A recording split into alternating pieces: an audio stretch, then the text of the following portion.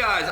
Obviously, love chatting to this man. A few things happening in the world of MMA, UFC, and of course some PFL, a big PFL in December coming up as well. Dan Hardy, thanks for joining me here on the program. Rare sort of time for you to spend some time at home. Did you recognize your own house when you got it was full of cobwebs when I got back. The spiders had completely taken over the place. But no, it's been nice to be at home for a while, and there are many more adventures to come though, so I'm savoring the moments. Yeah, man, there's some great stuff. Of course, December 13th, we'll talk about it a little bit later. Big PFL card. I think that's in Paris, man, your neck of the woods in Europe. But before we do, dude, speaking of European MMA, a massive fight just this past weekend, UFC 321. Everyone's been talking about it. I got to get your thoughts on it, though. Tom Aspinall versus Ciryl Gane. Brutal finish with that eyepoke ending. You had some time to actually have it kind of sink in for you. The dust has settled. What are your feelings on what happened and what transpired over there, UFC 321? I mean, just overall disappointed. I mean, that's the first feeling, isn't it? You know, disappointed for Tom, disappointed for Ciryl, the way that played out, and his title shot and potentially his title victory, getting delayed. It was going very well for him already. Disappointed for the fans, of course. I mean, Veronica and we were in a good time zone for it, so. For once we were watching it in the afternoon, which was nice. But I would imagine that a lot of people around the world were, it was very, very anticlimactic. And the reality is, I mean, we've talked about this 100 times about eye pokes and the gloves, and they tried to fix the gloves and et cetera, et cetera. Like, there needs to be something done. Like, I felt very bad for Tom because in that circumstance, like, you've got to think, like, his title's on the line, his record, his reputation. There are a lot of things on the line in that moment, and for people to expect him to continue on, like, it's very brave when people do it. Like, look at like Anthony Smith, for example, when he continued fighting when he could have quite easily, taken the belt off Jon Jones by a DQ. It's like you kind of got to weigh it up in the moment, and I think Anthony Smith did the right thing, but I also think Tom did the right thing. Eyes are very, very delicate. We know from Michael Bisping's circumstance that, it can be a permanent damage that you don't, will follow you into retirement. And, the reality is it happened. It was a foul. Why would you expect Tom to continue on? I mean, we've had a few circumstances recently, like the Jake Matthews circumstance with the awkward finish. And, what was the other? Kevin Holland with the groin strike, where he was almost, like, at no point did he say, yes, I want to continue. Like, the fight was kind of started with him still, messing with his cup and, like, shrugging. And we often put fighters in these very awkward situations where we expect them just, toughen up, just carry on, continue. But, it is a fight sport, absolutely. And these guys are incredibly tough. But there are certain times where you have to kind of draw a line in the sand and put yourself first. And my only issue with it really is that it took too long. And Tom saying too many times, I can't see anything, for someone to make a decision. Like it happened with, like, Aljamain Sterling as well. And, like, I've talked about this. I think Aljamain was hamming it up with the knee to the head from Peter Yan. But that still went on way too long. It started to make Aljamain look really bad because you put the fighter in the position where you force them to say, no, I don't want to continue. And in those circumstances, a doctor, a referee, a coach, they should get involved and save the fighter from that circumstance. Yeah, there's people out there that are really coming down hard on Tom Aspinall for not fighting on. There's some interesting takes as well. Chael Sonnen always has an interesting take, and he said that basically, if you got poked in the eye and you're injured, that's a different convo. But if you got poked in the eye and can't see, generally in our sport, we fight through it. He also said to Anthony Smith, who I also agreed with him and said, Chael made a poetic point. You have to be used to or willing to fight with one eye. I did it in Singapore. And then there's fans out there as well that are just like, well, why didn't Tom just fight? He should just fight with no eyes. What is your reaction to these takes, and also the fans going so hard on Tom Aspinall after this fight? Like, look, I tell you what, like, we've spoken about this again. Like, the temperature in MMA and the fan bases have changed. I don't know whether that's because there's more betting involved, and one circumstance can ruin someone's parlay, and you see it in the comments afterwards. People can be really, really awful. But, like, like Anthony Smith, I love Anthony. I like his toughness. I was the one that initially was recommending him for like desk work with the UFC, because when I interviewed him it was when he fought Shogun. I sat down with him to interview him during fight week, and I was just blown away by him. I think he's a very eloquent and very smart individual. He speaks very well, but his toughness sometimes has put him in very, very bad circumstances in his career. And the fans aren't going to remember him for, oh, that time when that time when you carried on fighting in the Jon Jones fight. They'll remember the times when he curls up in a ball and his teeth are falling out in the corner and no one's saving him from that punishment, right? Like, maybe Tom's smart. Maybe Tom's team are smart. Like, look, they're already talking about moving into boxing where there's a lot less risk and a lot more money. Like, this sport is very, very finite, and the fans right now, for whatever reason, a big portion of them are very, very fickle. Like, they don't care what your career is. Like, I even saw comments earlier today, Carlos Newton speaking out about fighter pay and a variety of other things. Obviously, he's one of the leading figures with the UFC class action. And people just completely trashing him like he's not a pioneer and legend of the sport. Like, it's a very, very disposable culture right now, and that unfortunately is the way that athletes are treated. So it makes why would Tom not go, yeah, no, I'm going to make the right decision for me right here, and not I'm going to make the decision that the fans want me to make because they'll love me forever for it. When in actuality, if you ask Anthony Smith what his last few fights were like and what his interactions with social media are like, I bet he was getting a lot of hate and a lot of abuse from the fans that really, 20 years ago would have been loving him and appreciating him for the lion heart that he is, Dude, it's so crazy because, yeah, like you said, the fan base, and there'll be crazy stuff in the comments on this video as well about how Tom quit, this and that. It's just, it has changed. It has become a little bit more toxic. It has sort of driven some fighters away from maybe having longer careers. We've seen fighters sort of consider retirement, or they had to step away from social media. It's impacted their mental health, or they've gone over to boxing. It's really kind of changed the landscape in a lot of ways. It's definitely a little bit of a different fan base. I don't know why, but I think maybe the betting and what you said is a part of it. Tom Aspinall has had a pretty raw deal. There's going to be people in the comments that are like, stop giving Tom ways out. But he's had a really raw deal, right? He got stuck in this Jon Jones situation. He hasn't fought since 2023. And going into this fight, everyone just expected him to go out there and destroy Ciryl Gane, right? Because they built up this version of him in their minds. It was just a lose-lose situation for Tom Aspinall, who already had that whole knee situation in the main event against Curtis Blades, right? Could this guy have any worse luck? Like, I feel so bad for this guy, right? Like, this has just been a brutal run for this dude. Yeah, I mean, if you think about it, if he'd have arrived in the division maybe 5 years earlier, we might already be talking about him as the greatest heavyweight of all time, because he might have had the opportunities to fight the right people.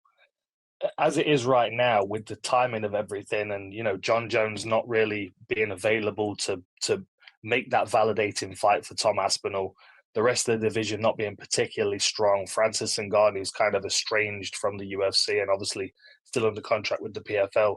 It's an awkward time for him, and I feel bad, especially because, again, like if you take him back to another time, like the fans would understand the circumstance a bit more and not criticize him quite so much. I think I don't know. I'm not sure what the change has been. I've spoke to a lot of people, a lot of fighters about it, and there has been a real clear, shift in the way that fighters are treated. And I don't know. I feel for Tom because he's right at the brunt of it right now. He made the right call. Look, if you're not 100%, you've been fouled in a fight, and you're defending your world title, and you've got all this on the line. And look, regardless of whether the fight was going wonderfully or terribly or whatever your opinion on it was, he still was under no obligation to continue if he couldn't see, and no one can speak for Tom.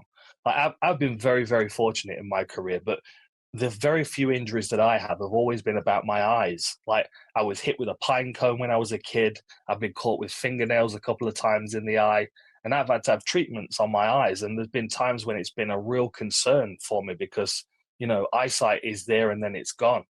and a detached retina or damage like that can be unseen right in the moment when the doctor's looking in his eyes and the referee's going, "Are you okay? Are you okay? We're going to continue. Do you want to continue?" And there's all this pressure from the fans and stuff. Of course, the people in the attendance want to watch him continue, and they're going to make that known. But there are bigger priorities on the line for Tom. I think back to the time I got eye poked in a jiu-jitsu class by a little old lady, and I still remember that. That was over 10 years ago. And I was like, oh my God, am I ever going to, people don't know, that's the worst thing you can get, an eye poke, because it's very scary when it happens. Let's just quickly talk about the fight. You and Veronica did a great job of breaking it down on the Outlawed Picks podcast. It kind of played out quite differently to what a lot of us thought it would. Tom Aspinall tried for the takedown early. It didn't quite work out. Moved forward. He was good at closing distance on Ciryl, but he still copped a few shots. Ciryl was actually able to touch him up a little bit. He was able to find his distance.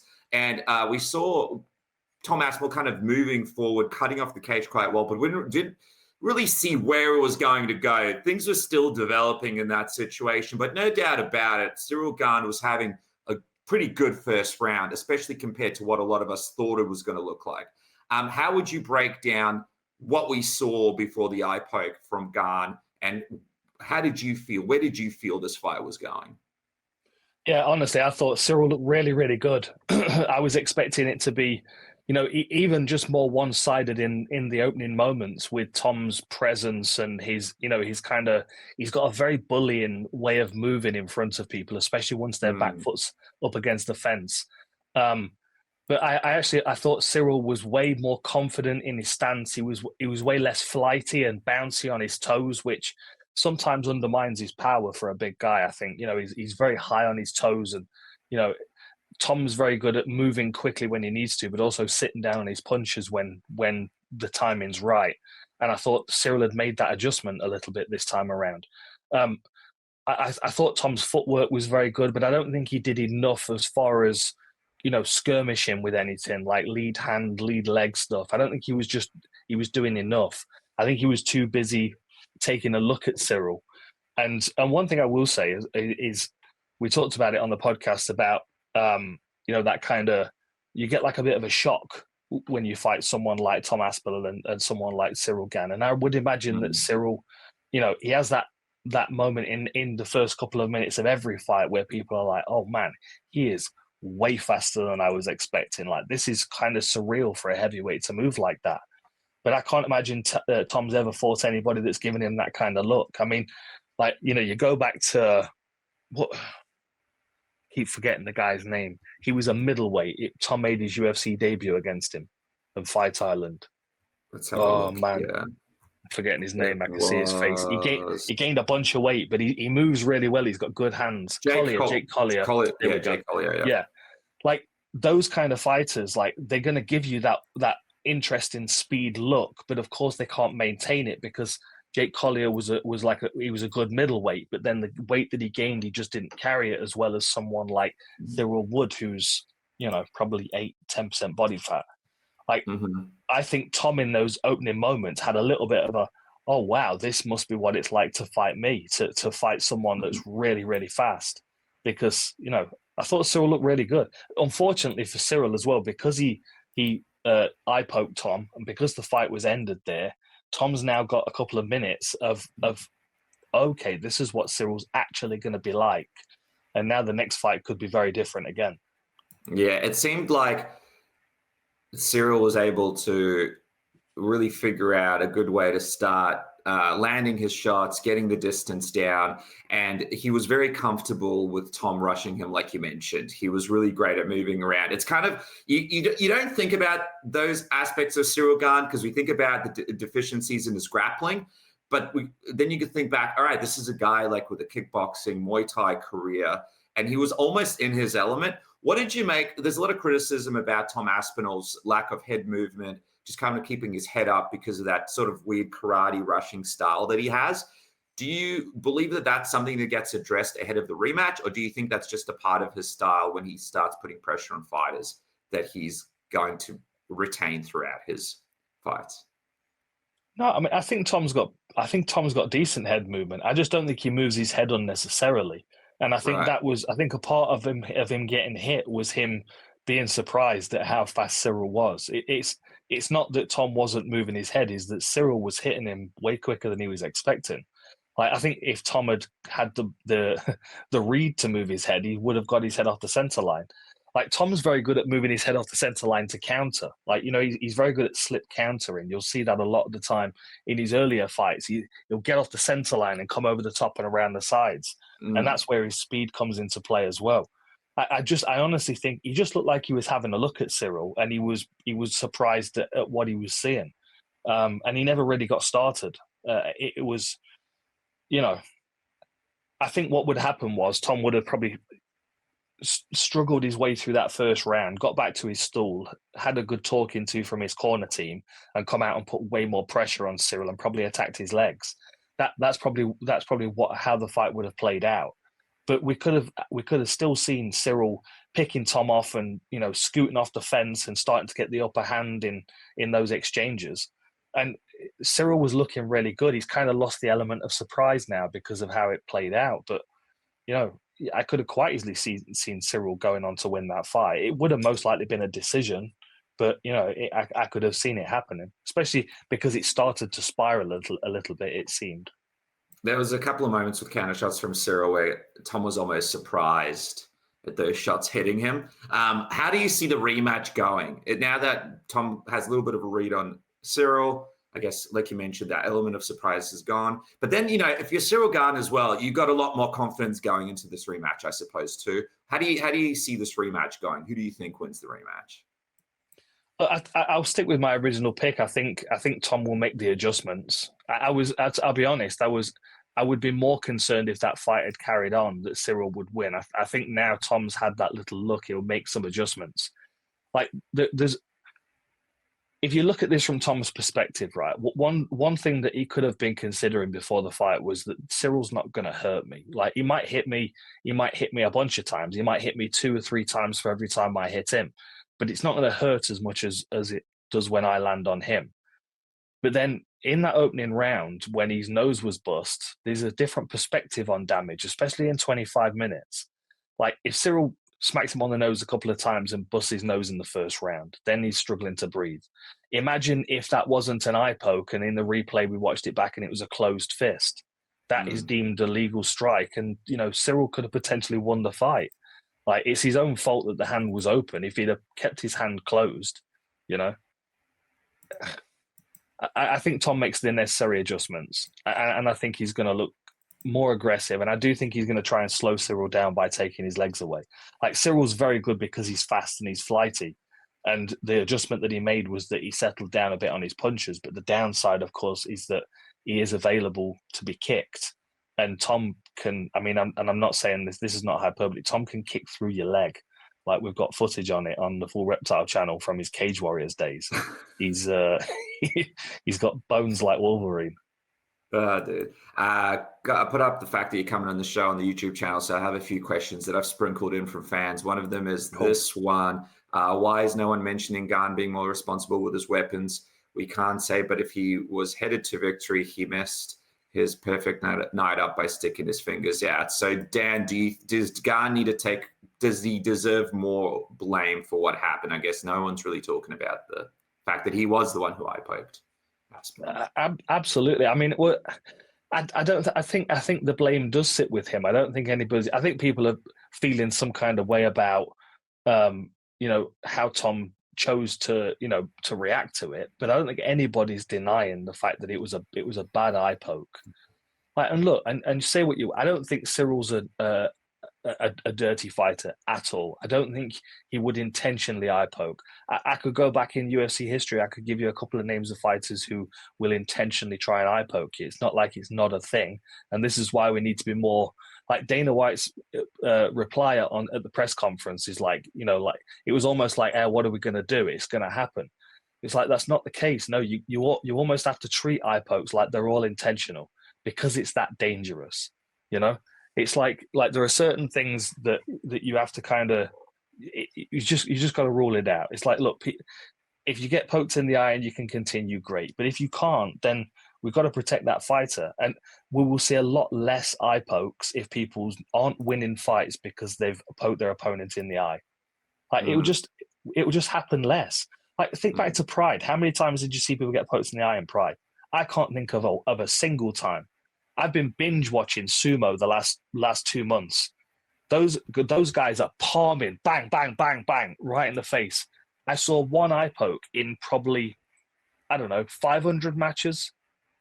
Like, there is some intention behind it, right? It's the same with fence grabbing and those kind of things, like kneeing to the head of a downed opponent in those kind of circumstances. You've got to treat it like there's intention to it. Otherwise, it will just continue to happen. You can't keep going, it is what it is. You know, I mean, I think Ciryl got the punishment because of the fight being ended, and he's kind of almost shown his cards to Tom. So now he has to go back to the drawing board and do something different in the rematch. But yeah, eye poke's an eye poke, and if you do it, you kind of, you know, you get what you deserve, and he didn't get his opportunity to win the belt. Should it have been a disqualification? It was ruled a no contest. I don't think it was. I don't think it was worthy for a disqualification. No, I mean, there's no need to put a win on Tom's record for it. You know, the fight hadn't gone in long enough. You know, we hadn't had loads of eye pokes. It hadn't been egregious. You know, if that happened in the first round, the fight continued. Then it happened again a couple of times in the second round, and then in the fourth, you're like, yeah, okay, come on, bro, this is your style of fighting. You know, that's the time when you punish somebody. I don't think. We just need to run it back. And Ciryl needs to know that if he pokes Tom in the eye, then his opportunity again is taken away from him. I spoke to Dean Thomas on the morning after show. He said eye pokes should be an automatic point deduction. The referee makes the warning in the back, explains everything to the fighters. And then if you go out there, automatic point deduction. Doesn't matter if you meant it or didn't mean it, automatic point deduction, because it's such a significant and dangerous tool, and that fighters that train in big gloves, it should be up to them to learn not to eye poke when they fight in the UFC. It should be completely on them. Do you feel like it is time for us to change the rules to make something like this happen? Automatic point deduction. Yeah, I mean, look, this is where the fact that we only have 3 rounds for most fights makes it really difficult in MMA. Like in boxing, they have 12 rounds, right? You know, if you start the fight with a point deduction because you've missed weight, then it's not going to massively affect the fight if it goes a few rounds. Same thing in MMA, right? You know, this is why the point deduction thing is such a harsh thing, and why so many referees are reluctant to do it. Like, I don't know. I never like taking money off fighters because they've never got enough in the first place. But, you know, I think like the yellow card system in Pride was quite good. I don't know whether we could do a yellow card system where there's not some kind of monetary punishment, but there's got to be something that the referee can do to give someone a hard warning, or at least, because like you've got 3 rounds, you take a point in one of those rounds, and that's a 9-9 round, even if that person wins.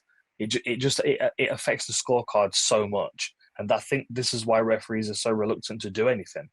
I think the referees should be encouraged to do more about it.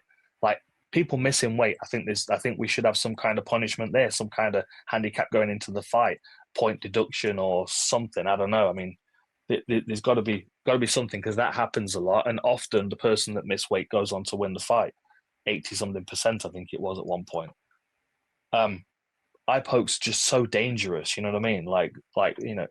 I think we've been so lucky so far that we've had that many eye pokes, and people have not been as damaged. I mean, you know, Bisping has come out the worst of all, and I really feel for him. You know, it changes your entire life. It's a very, very difficult thing to work around, and obviously, you know, it ends your career. I mean, Bisping was able to fight on for a little while without the best vision in that eye still, but right now he couldn't. With a glass eye, they'd never allow him to get back in there. So.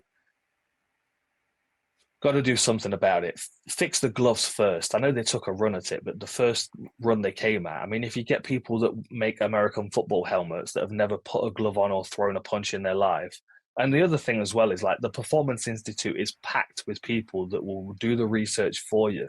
Like think about cut people like Tate, who's rapping 20 hands a weekend. You know what I mean? Like, Mm-hmm. they're the kind of people that you need to bring in to do this research. And then also look at the other gloves in the market that are doing well. You know, like Trevor Whitman, we've talked about his gloves. I don't have a pair of the MMA gloves, but I'd like to see them and see if they work any better. The Fairtex gloves have always been good. Cage Warriors use them. One Championship used them.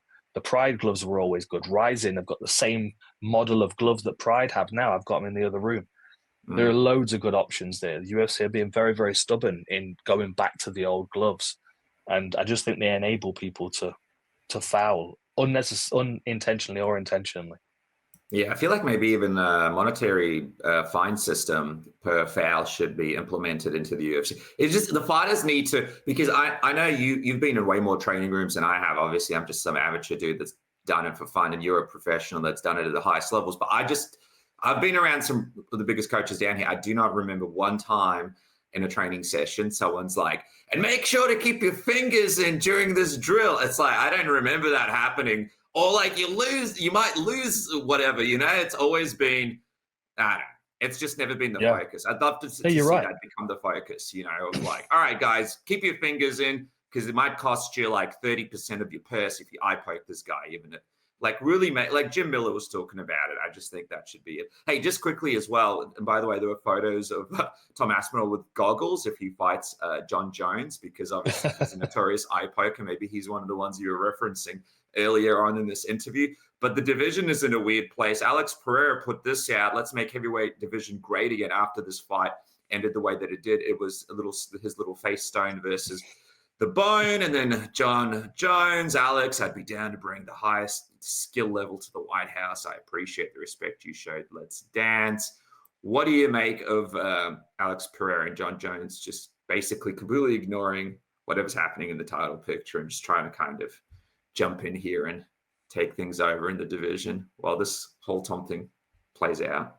Yeah, I don't know. I mean, I'll be honest. Tom against either of these guys, regardless of what happened at the weekend, I still think Tom comes out on top. You know, like Poatan's an excellent fighter, one of my favorites to watch, and moves in a very different way to the majority of other fighters in combat sports right now. He has a very different rhythm about him. I was discussing it with one of my boxing coach friends, and he threw a couple of different words out there that I'd never heard before that I need to research. But he's a very interesting fighter. I just don't know if he's got the size to be able to deal with Tom if Tom starts motoring forward. Like Ciryl, I thought looked very healthy, but also quite sizable. But Tom was still, you know, I mean, he still weighed heavier, didn't he? Was it? I think Tom was 256 or something. I don't remember exactly, but I feel like I remember him being heavier. But like, 255, Gane 247. Okay. It's pretty crazy, actually. Yeah, I mean, you know, like they were relatively the same size, but like Poatan right now, although he's probably walking around at, you know, 240, 230, something like that, it's different to being in shape. And Jon Jones, when he came in against Stipe, was in the 230s, early 240s. So it's not like either of these guys are particularly big. I also don't think Jones carries heavyweight as well as people expected him to. You know, he was even lighter against Stipe. So, like, look, I would love to see the fight. I could imagine right now them making some kind of, you know, some kind of super duper red, white, and blue MAGA belt, and you know, put that fight on at the White House and have Jon Jones there versus Poatan, and you know. I could see it. I mean, it's getting very, very gladiatorial, isn't it? The way that it's all playing out. You know, I could just see anything happening right now. I mean, Conor McGregor's been saved. Hallelujah. You know, in a week. What's going on with the world, bro? What is going on with the world right now? Everything's upside down. But look, I love Jon Jones. I've always been a fan of him. In the octagon, he's a devastator. Would I love to see him fight Poatan? Yeah, that makes a lot of sense because they're both a similar size. It would be a fascinating fight. It doesn't need to be interfering with Tom Aspinall's heavyweight title, though. He's the king right now. But isn't it kind of sad that he's the king, right? And usually everyone's going towards the belt. But it's almost like, I guess he's got this rematch with Gane. We'll see where this lands. I feel like if I was the UFC, I would put it on like a free UFC fight night card just to get fans excited again and happy. But after this, there's like no one in the division for Tom to fight, and then you have two of the biggest names in the division that have basically no interest in fighting him for the belt. Me and Luke Thomas were talking about how weird the situation is. Can't remember the last time, maybe just Conor McGregor. That's the only time someone's wanted to not fight for the belt, basically. Just fight somebody else, right? Yeah. Such a weird situation. It is a weird situation. I would also say this about Tom as well. I don't feel like he values, like when he won the belt, when they were putting the belt around him the first time, he was made up and he wanted to pass that on to his dad. But I don't think he's that bothered about the belt compared to other heavyweights in the past. I don't think he sees that heavyweight title as a defining characteristic for him, which changes things. Like he's already said that he's more interested in, like, he'll relinquish the belt if you offer him a fight against Ante Delia, who's one of his friends.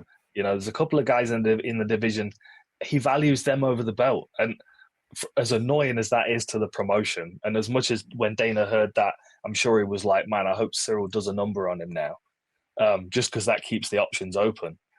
I respect that in a way. There's a martial arts ethos that has been coached into him by his father, and I also think he sees himself as, you know, being potentially bigger than the UFC champ. You know, looking at the boxing world, I'm sure he sees himself fitting right into that picture somehow. I'm interested to watch his future. I like his confidence. I like his swagger, and I do think that he adapts and he does well against Ciryl Gane. But I would also not be surprised if we don't see him in the UFC for very long. He might fight his contract out and just never cross paths with Jon Jones, and that would be a sad thing.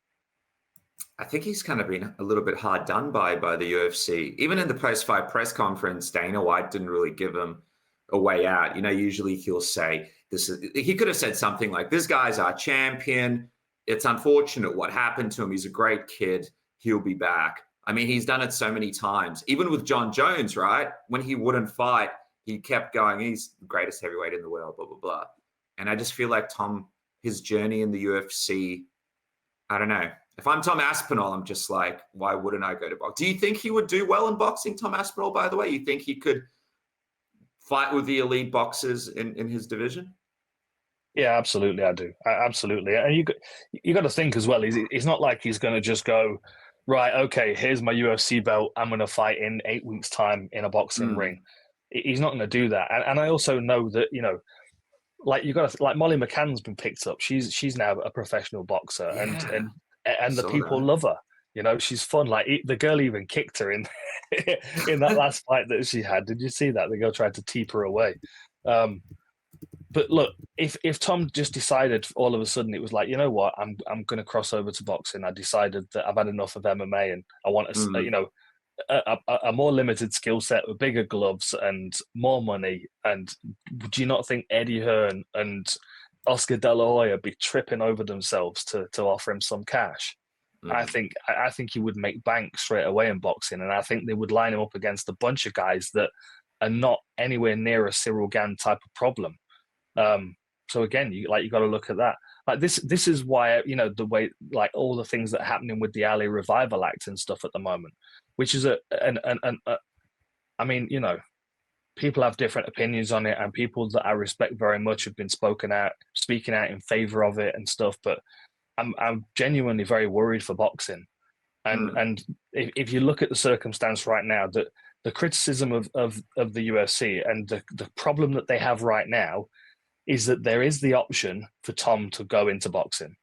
That's the biggest issue that the UFC have got. He could fight out his contract and he could move over into a different sport where they don't have the control to keep his purse down. So I feel like this is partly the reason why the Ali Revival Act is coming through, is because it will allow purse control, which takes away the temptation for the fighters to go somewhere else and make actual money, or for, you know, I can't remember what else I was going to say. I was going to somewhere with it, but you know what I mean. It's like there's nowhere else you can go. It's like, well, now there's no comparison. It's like people can't complain about the fact that the fighters should be getting paid more, because now they're not. There's no comparison over on the other side where the grass is, you know, potentially greener. I don't know. I think this. this is all. It also comes at a very interesting time with all of that going on in the background as well, which I know is something that the majority of the fans are not particularly interested in. They just want to see the best fights, etc., etc. But the livelihood and the future of the sport is hanging in the balance, not only for MMA but for boxing right now, in many ways behind the scenes. And it's worth people reading into it a little bit and understanding what's going on.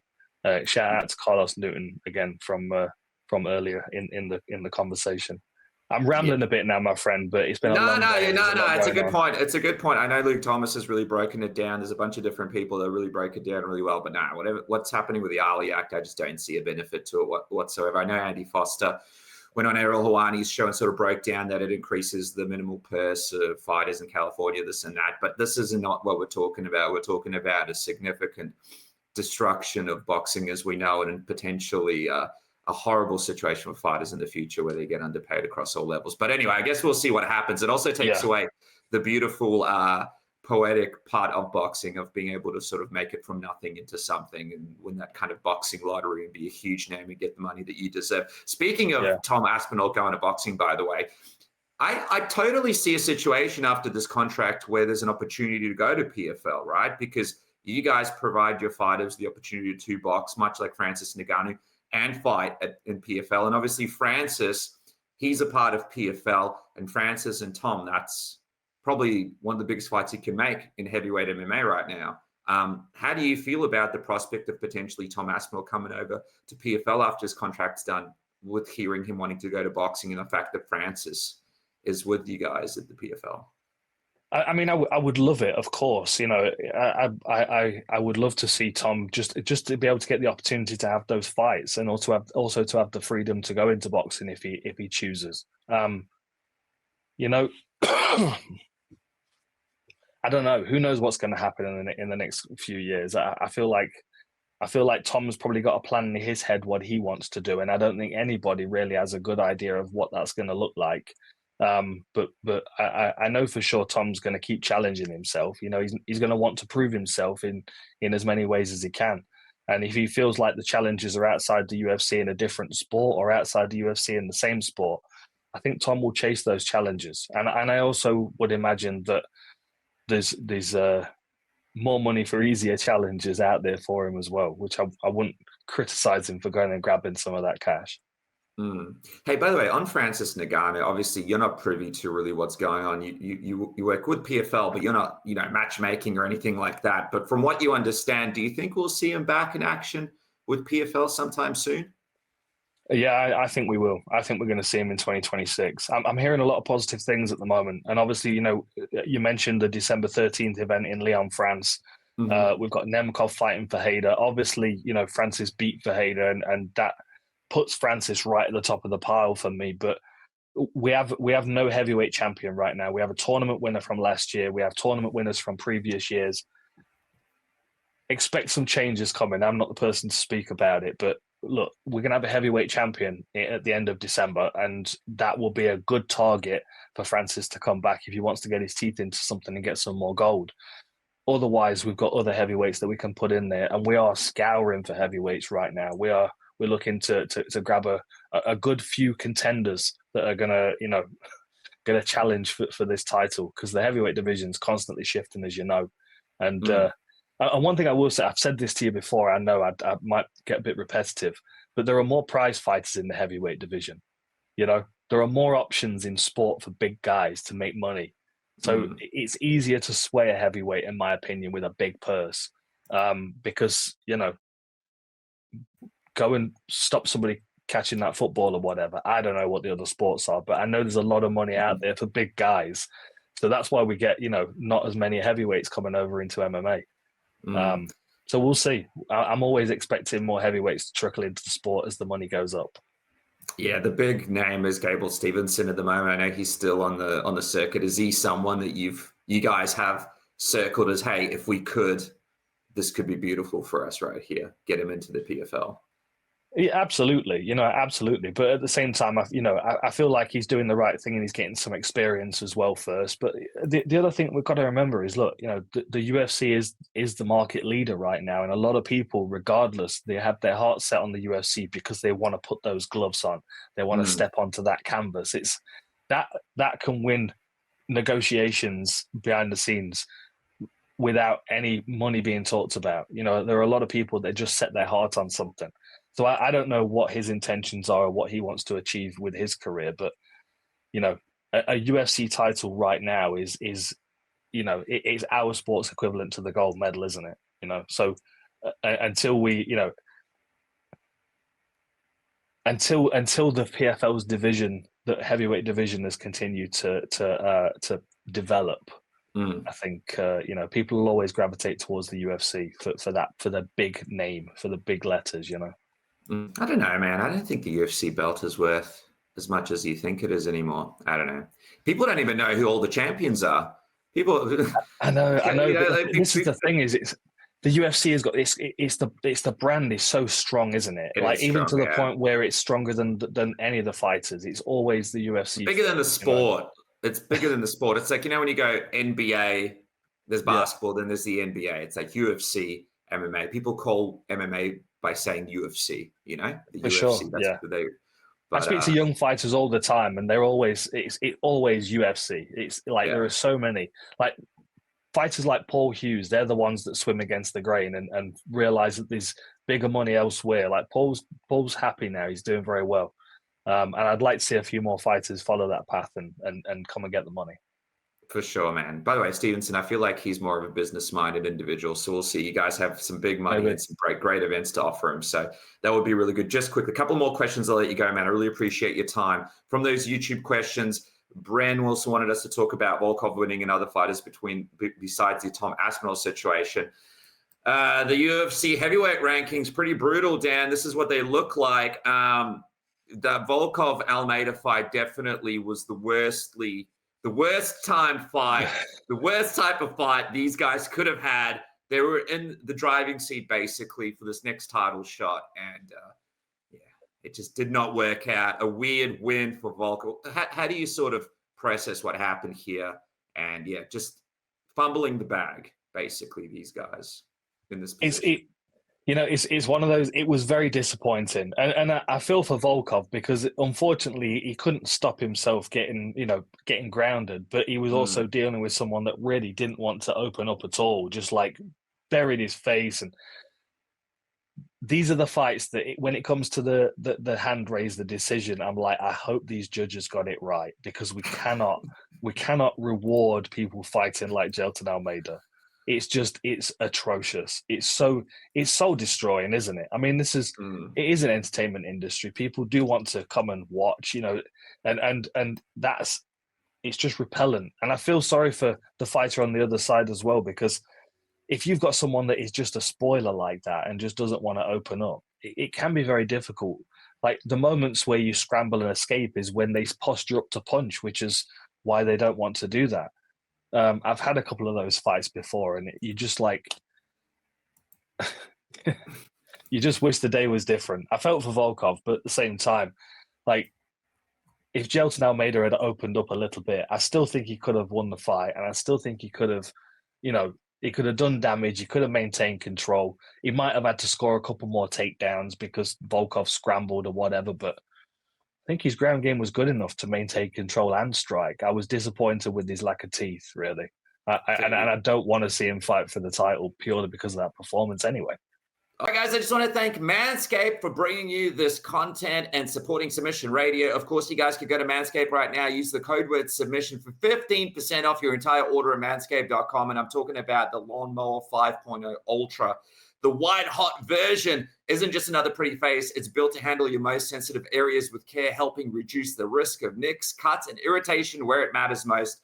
Whether you're cleaning things up for a date, a trip, or just to feel a bit more put together, the white-hot trimmer makes below-the-waist grooming a whole lot smoother with a clean white and gold finish that just looks as good as it shaves. Join the over 12 million men worldwide who trust Manscaped now. Use the code word submission, 15% off. It's one of the best looking trimmers out there. And of course, go on the website right now. They have all sorts of great products you could apply the discount code to, from the bead hedger to the weed whacker to the most comfortable underwear and t-shirts. Manscaped has you sorted. Again, the White Hot 5.0 Ultra brings the heat without cooking your skin. If you don't have one today, why not get the White Hot 5.0 Ultra today? It brings the heat without cooking your skin. It's sleek, it's easy to use, way less terrifying than whatever you were using before. Use the code word submission, 15% off and free shipping. That's code word submission, 15% off and free shipping, and you're supporting yourself and the program. Go do it today. And now back to the program. Oh, for sure, man. And it's also like, obviously Aspinall's already fought Volkov, blah, blah, blah, blah, blah. But then after this whole thing, and if you're Almeida, man, and you see, by the way, you saw Daniel Cormier pull Tom Aspinall aside with a hot mic and just trash the entire division like that. I mean, you're Almeida, you see this, and then you go out and you perform like that. God, man. Yeah. And by the way, DC, he's just one of one, isn't he? Like, just being able to do something. Absolute. Broke the mold after DC. Can you imagine if you did that and you just put a PFL fighter aside? You're like, Paul, listen, man. All these other guys, they suck in the division. You're going to go on a generational run. I've got some funny stories. In the back. Oh, man.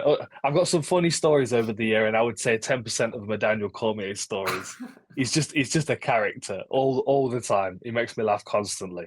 It's way more like, I don't know. I mean, it makes it feel more like a podcast when I'm watching him commentate.